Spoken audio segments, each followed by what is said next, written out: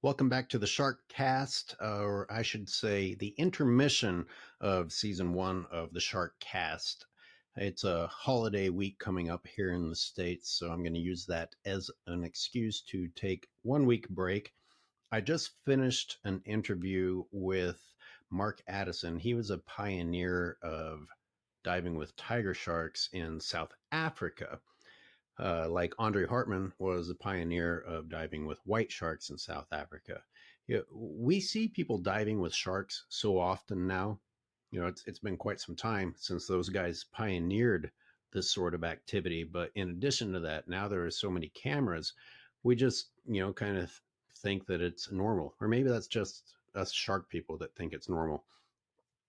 But it's important to remember that there was a time that even wildlife lovers, even ocean lovers, even wildlife and shark advocates did not realize you could do this stuff. And we had to have people who broke those barriers. And that would be Andre Hartman down on the Cape Coast of South Africa. And, a lot of guys, I'm just going to stop saying names because I don't want to piss anyone off. But up on the wild coast, instead of the white sharks, you had people doing this with tiger sharks. Speaking of tiger sharks, as you know, earlier this year, Dan Abbott and I, Sharkman Dan, experimented with examining tiger shark attacks or tiger shark encounters. And we kind of focused on encounters when people are on scuba and in a controlled environment, if you will, and things still went wrong. So what exactly went wrong in those situations? And on one of those videos, someone commented, why don't you talk about the tiger shark attack that just happened where it ate the guy? And you know what?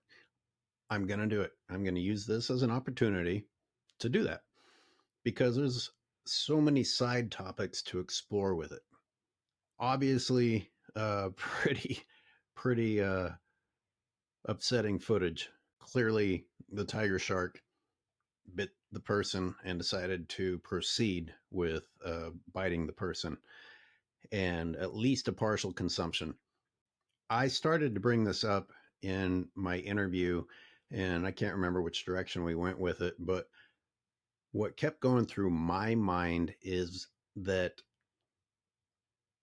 there's a certain population of people that just can't wait to pounce on things like this and declare, I told you, sharks are terrible.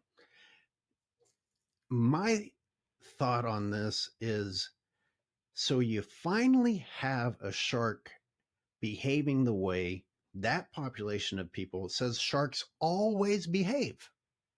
I mean, this is how sharks supposedly just are. And somehow we humans are surviving in a world where sharks can't wait to kill us. And because of our physical superiority in the ocean, we manage to continue to evade these perfect predators. I'm sorry, I'm not trying to make light of this mortality. My point is that so a shark finally does what you guys claim sharks always do, and then there's this uproar. So which is it? Is this a special thing? Is this a rare event? Or is this what sharks always do?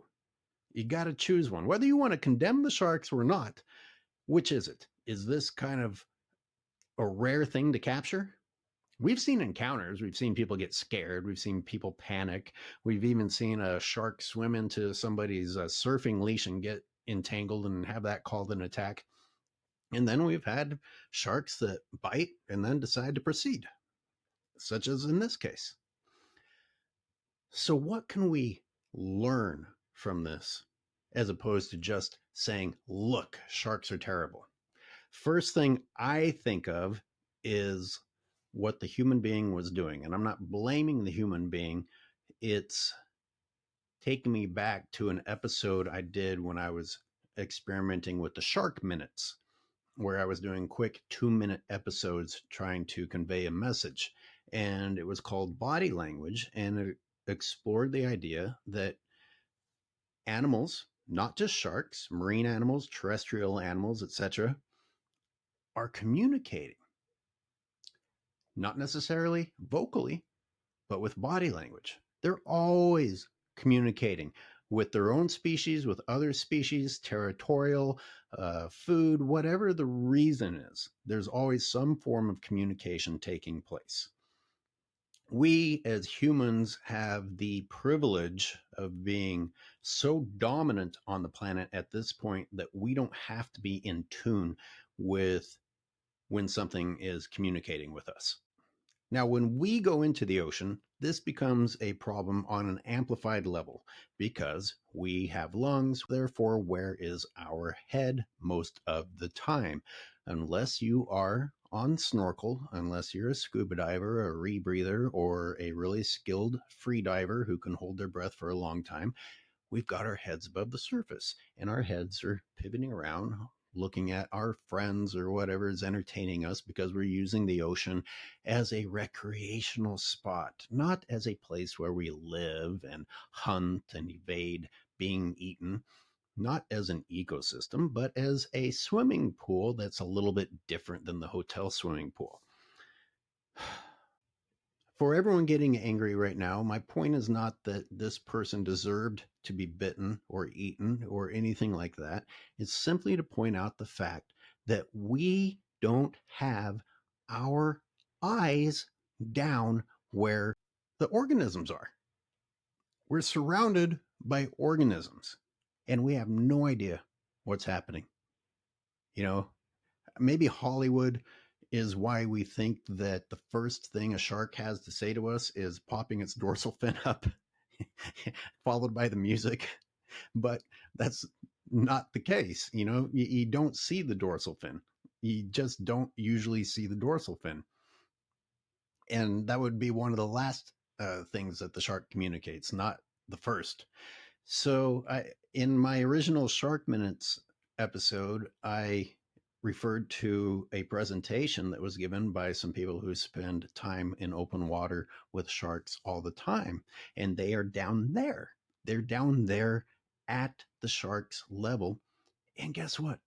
They have loads of information to share about when a shark is telling you something and how to react to it.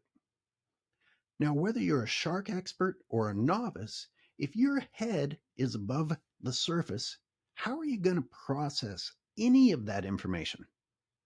You're not even taking in the information in order to process it.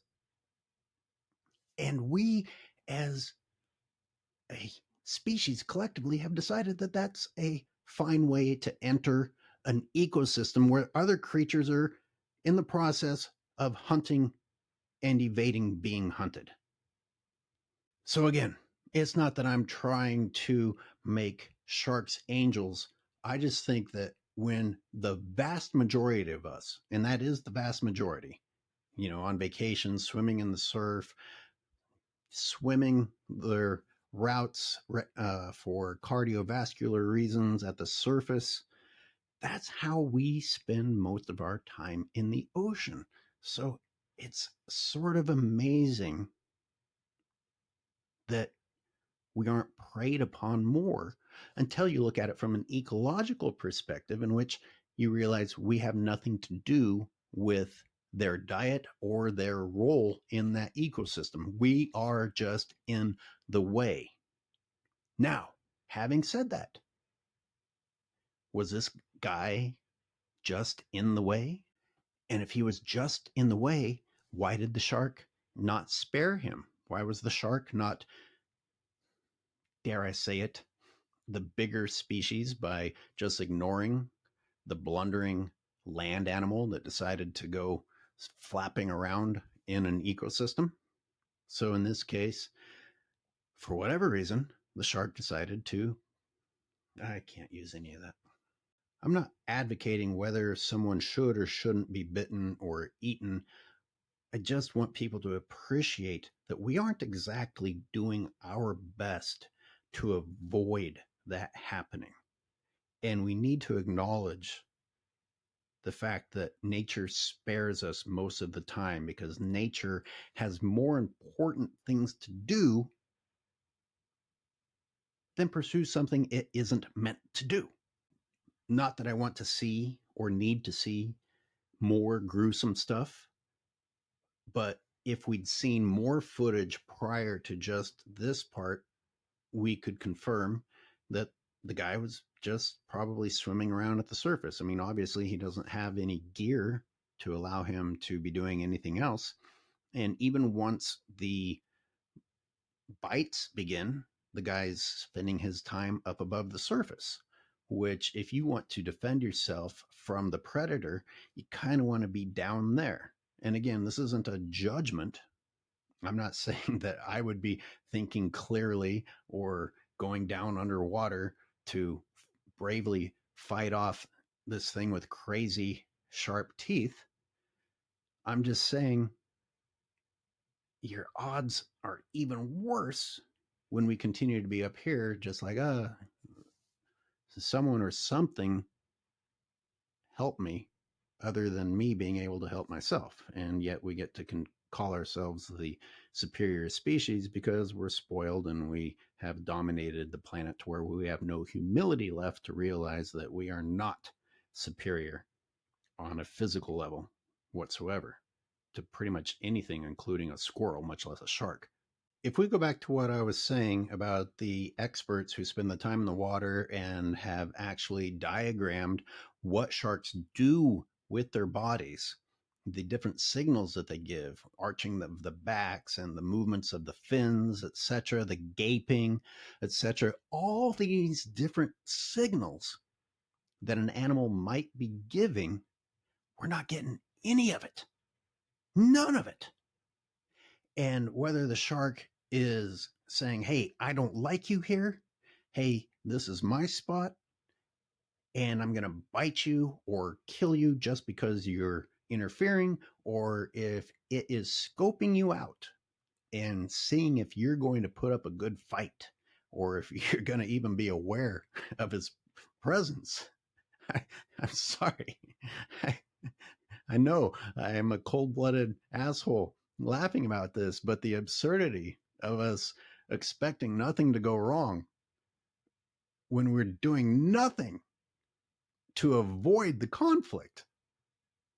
Does anyone find it interesting that people who are on scuba gear and are down in the water longer, in the domain of sharks longer, get bitten way less frequently than people that are floundering around at the surface?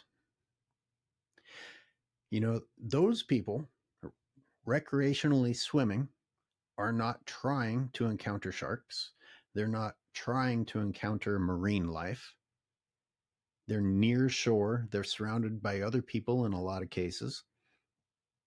So you'd think that they would be safer, right? So what's the real differentiator? Where are their heads? Where are their eyes? How many shark divers do we have to hear tell you that sharks don't like it when they know you're watching? The shark could have been there for 10 minutes circling, trying to figure out whether or not this was worth its time before finally deciding to go for it. And then, well, then why don't all sharks see us behaving this way and decide to go for it?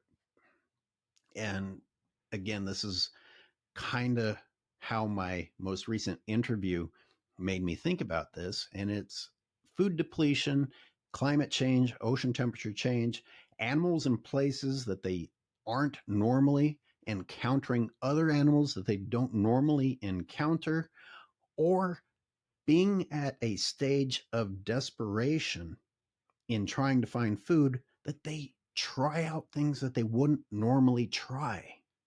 You know, he was talking about how the sardine run is a thing of the past, which is horrifying, not for humans and their desire to go experience this cool thing, but for every organism that depends upon the sardine run to get their life going, to survive to the next stage because of this huge nutrient source.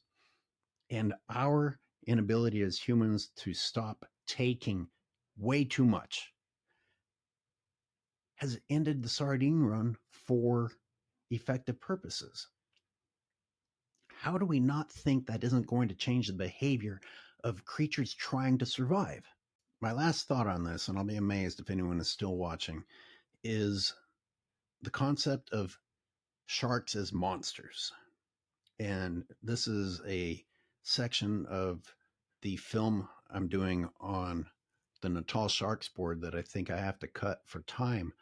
But I think about the fact that we, as human beings, like monsters, at least the concept of monsters. We like being scared for some reason. I can admit myself to before I knew anything about sharks, before I'd even been in the ocean, if I heard a cool story about what a shark did as it menaced a human being or pulled a fisherman off of a boat without anyone even hearing a splash, some crazy ridiculous crap like that, I bought into it, hook, line, and sinker. Not because I wanted to condemn the shark, but because I thought it was cool. Not in the grotesque way of wanting someone to die cool, but in the way that as little kids, you like the idea of monsters and you like the idea of predators. You're interested in dinosaurs, you're interested in sharks, you're interested in lions. You don't necessarily know why, but the fact that these crazy things are out there that can actually kill you, but are also really cool looking, just amazing, magnificent animals. That was fantastic. We loved the fact that those monsters existed to the point to where I would actually incorrectly pass along information that wasn't true because of my excitement to talk about the monstrosity of sharks. But it doesn't end there. We have human monsters that we celebrate in TV series, our serial killers. We have the Hollywood monsters that we just can't stop making movies about, and we pay to go have the crap scared out of us. I mean, don't tell me that we aren't into this stuff. We pay to be scared. And we might just accidentally accomplish getting rid of all those cool monsters on this planet. I mean, we have become so good is not the right word to use, but our capabilities extend beyond our wisdom to where we are just going to truly be only ourselves, the human species, and our enslaved domestic livestock, and nothing else. No cool animals, nothing cool, no healthy ecosystems because of our dominance and our lack of wisdom and our desire to condemn a shark for finally making a mistake, even though we've always said that they were those very same monsters. Sharks are monsters, sharks are man eaters, sharks are killers. And then one finally does what we say that they do. Oh, I'm sorry for all of you technically correcting me. What were there? 5 fatalities? 6, 7 on one of our worst years in recent history. The worst, most frightening predators that scare everyone and make people not even get into swimming pools killed 6 people in a year. I mean, come on. If those are our monsters, it shows that we're spoiled. Maybe we need something to properly scare the shit out of us so that we can appreciate the mercy that sharks have on us. You may have noticed I changed my background. This is not one of my photos. I wish it was. This is a friend of mine, Martin Joseph Billen, and he allowed me to Photoshop it, change it a little bit, and print it. And don't tell me that's not magnificent. Don't tell me that's not cool while still being monstrous. You know, that's what a shark is. So if you say that you love sharks, you need to understand that you're saying you love that because that's what they are. That's monstrous and magnificent at the same time. And to think that we shouldn't ever fall victim to them is lunacy. I was debating whether or not to include clips of what happened to go along with this, and I made the mistake of reading some of the comments, and it's exactly what I knew it would be.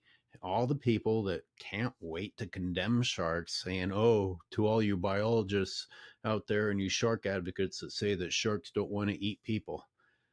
Oh my God. I don't think sharks are harmless. I don't think that they're pets. That's why I think it's amazing that I haven't been harmed, or that my friends haven't been harmed, or that any bumbling, clumsy humans going into the ocean survive at all.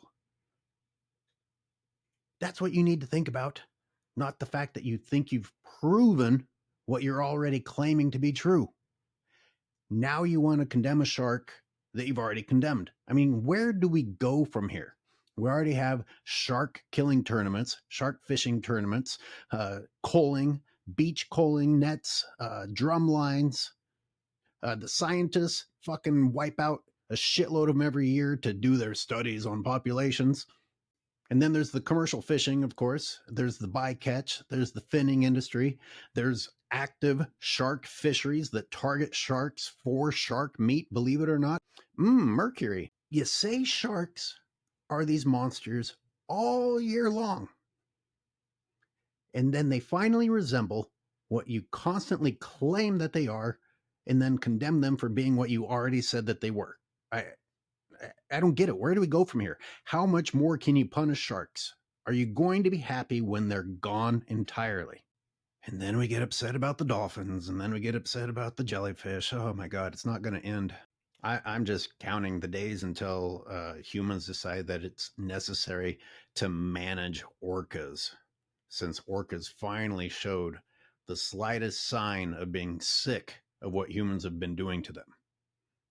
We're starving them. We steal their babies from them so that they can do circus acts. Some scientists are claiming that we can't allow orcas to hunt white sharks because of the diminished white shark populations, which we diminished. But hey, any opportunity to go out and manage wildlife, show that we're mightier.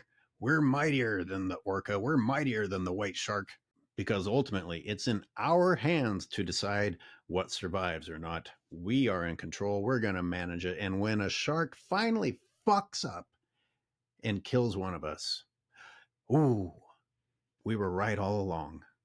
Now we better go out and manage what we've already been managing. Of course, the other thing that I saw in the comments, which is just far too typical with sharks or any other incident, is bringing in non-relevant emotional topics such as the onlookers, the trauma suffered by the girlfriend, or people saying, as a parent, as a father, I can't imagine.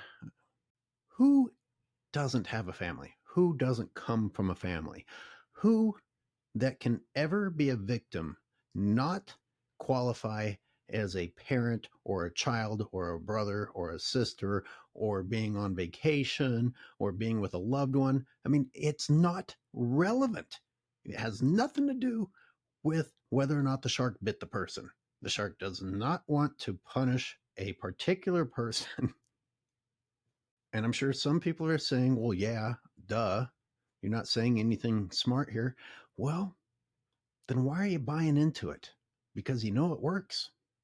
Why does every freaking headline have to talk about personal aspects of the person who was bitten or that died? What does it have to do with what went down? And finally, I'll talk about people teaching the shark a lesson, the dragging of the shark out of the ocean and beating it, or killing the shark at all.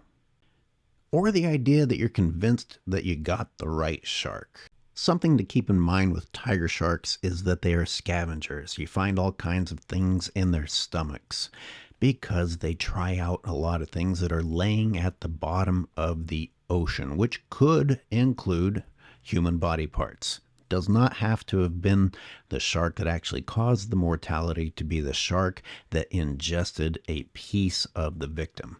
I'm not saying that this was or wasn't the right shark, but it is something to keep in mind when going out and deciding to condemn an animal based upon the contents of its stomach. And as far as beating it, that's just humans with the opportunity to be violent and feel superior and incorrectly have the idea that they delivered justice for being so wrong as to hurt one of our kind that has wiped out the entire rest of the planet. But nope, don't take out one of us. And you know what? You know where you really messed up? You forgot to let the shark survive. How's it going to go tell the other sharks the message if you beat it to death? You got to give the shark a really good beating and then let it go warn the rest of the sharks that, hey, this is what will happen to you if you bite a human. God, it's painful to me that we call ourselves the most intelligent species. How about if we just invest in putting signs underwater, and we can spend millions of dollars debating in Congress which language the sharks are more likely to read?